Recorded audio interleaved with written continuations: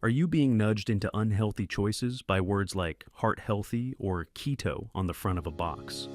Welcome to Dr. Mercola's Cellular Wisdom. Stay informed with quick, easy to listen summaries of our latest articles, perfect for when you're on the go. No reading required. Subscribe for free at mercola.com for the latest health insights.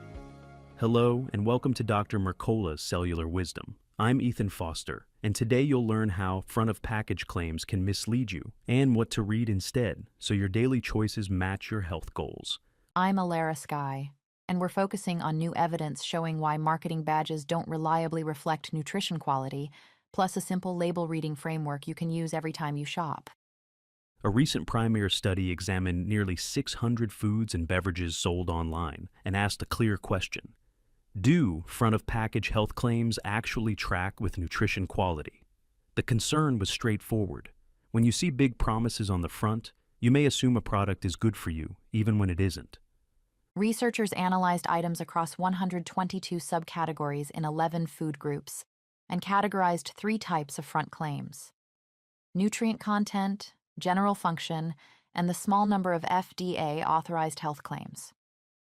They then scored each product's healthfulness using Nutri-Score, which weighs calories, sugar, saturated fat, sodium, fiber, and protein on a scale where a lower score is better.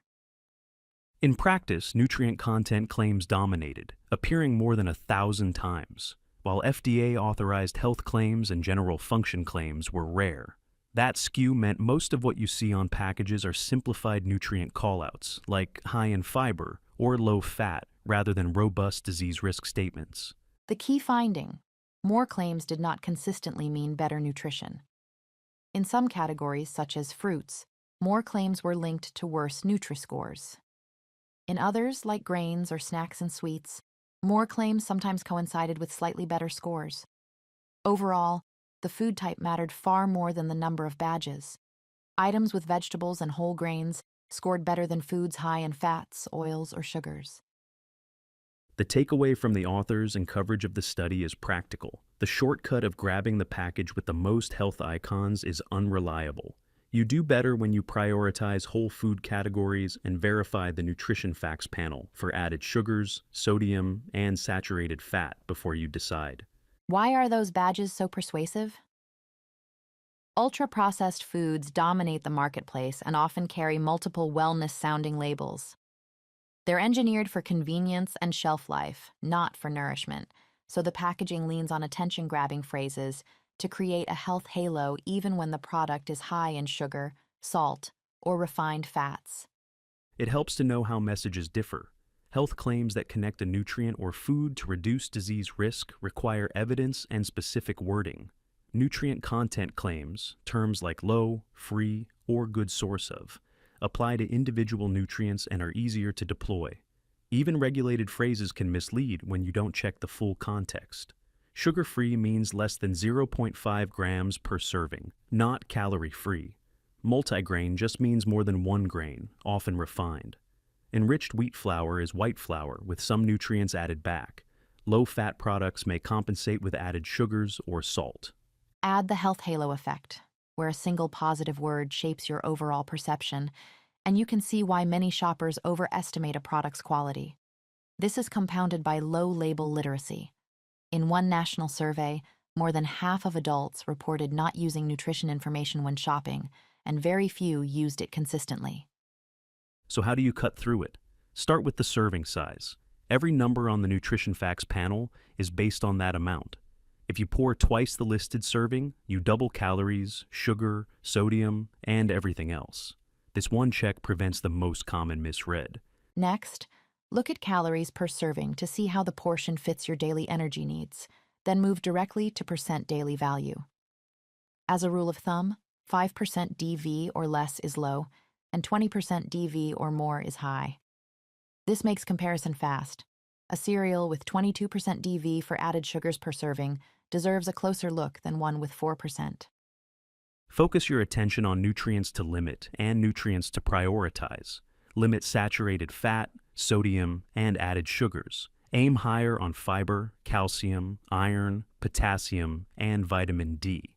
You turn a confusing panel into a quick checklist that supports your heart health, steady energy, and long-term wellness. Once the basics are in place, flip the box.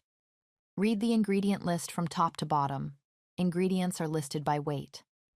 If sugar or refined flour appears among the first three, that's a red flag for heavy processing. A shorter list with recognizable items generally signals a better choice than a long list packed with additives. Use one simple ratio to evaluate carb quality.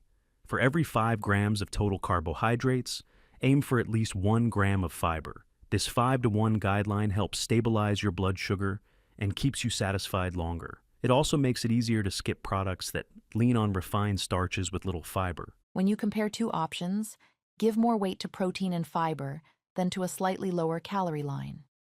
Protein and fiber support satiety and steady energy, while the calorie number by itself can distract you from overall quality.